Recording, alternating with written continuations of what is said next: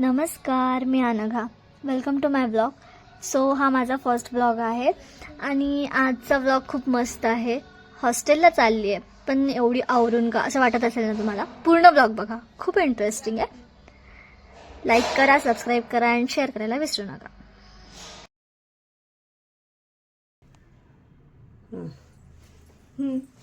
काजळ लावल्याने काय होणार आहे? दृष्ट. तर पॅकिंग वगैरे करून मग आम्ही सगळे निघालो. थोडं सॅड फील होतं आहे, पण ठीक आहे, चालतं. कुछ पाने के लिए कुछ खोना पडता है. सो एक्साइटमेंट तर खूप होती. आणि मग त्यानंतर बघत राहा, पूर्ण ब्लॉग कंटिन्यू करा. जातानाच गावातल्या मंदिरात खंडोबा मंदिरमध्ये दर्शन घेतलं. माझ्याहून जास्त तर मम्मी पप्पाच टेन्शनमध्ये होते की काय करणार, कशी राहणार. मला सवय नव्हती ना एकटं राहायची कधी, पण आता राहावं लागेल हॉस्टेलला. तो चलो फिर चलते.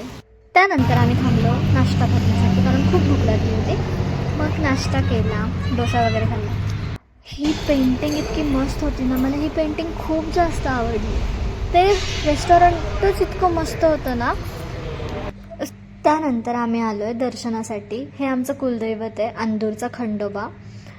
इकडे खंडोबा नसतो असं बोलतात, म्हणजे 2 महिने खंडोबा अंदूरच्या मंदिरामध्ये नसतो. मग इकडे दर्शन घेतलं. आणि इंटरेस्टिंग गोष्ट ही होती माझ्यासाठी की तिथे ते जे असतं ना, इच्छावाली गोष्ट, की तो दगड असं गोल फिरतो. मी माझी इच्छा मागितली आणि ते होकार आला. म्हणून मग त्यानंतर आम्ही दर्शनासाठी मैलापूरला आलो, खंडोबाचं मंदिर, जिकडे बाणूसोबत खंडोबाचं लग्न झालं. ही कहाणी काहीतरी वेगळीच आहे, जी मला तर सांगता नाही येणार. मग इकडे जरा ओळखीमुळे लगेच दर्शन झालं, जे की लाईनसाठी 3 तास 4 तास थांबावं लागतं, पण दर्शन लवकर झालं. मग दर्शन घेतलं. खूप छान वाटत होतं की मी नवीन सुरुवात करते दर्शनापासून. खंडोबाचं दर्शन घेतलं. त्यानंतर आम्ही तुळजापूरला गेलो दर्शनासाठी. तिकडे देवीचं दर्शन तर भेटलं नाही, कारण 8 का 10-15 दिवस बंद होतं मंदिर, म्हणजे बाहेरून दर्शन घेऊ शकतो. फिर हम निकल पडे हॉस्टेल की ओर. त्यानंतर मग हॉस्टेलला खूप वेळ लागला, पण हा सीन खूप मस्त होता.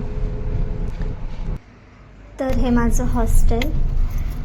खूप लेट झालं होतं फिरून. मम्मीने सगळं सेट करून दिलं मला, बेडशीट वगैरे सगळं एकदम परफेक्ट.